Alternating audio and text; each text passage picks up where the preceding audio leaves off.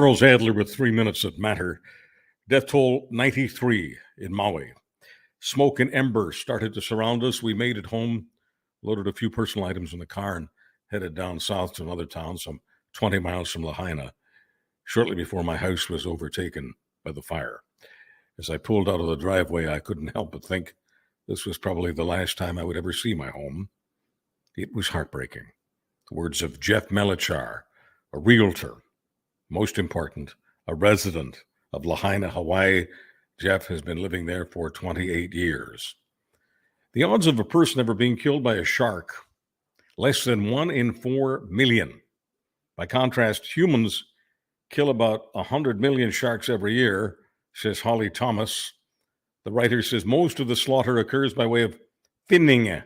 Sharks' fins are cut off by fishermen. The rest of the animal then tossed back into the sea. Unable to feed or swim, the shark sinks to the ocean floor, starves to death. Or in the case of those who need to move to breathe, they suffocate. No one knows more about polarization than Ian Bremmer, the big picture thinker who is the boss of the Eurasia Group, writes words about an increasingly divided United States. Bremmer says this trend was driven first by political talk radio in the 80s, cable news since the 90s, the blogosphere since the early 2000s, and now social media algorithms.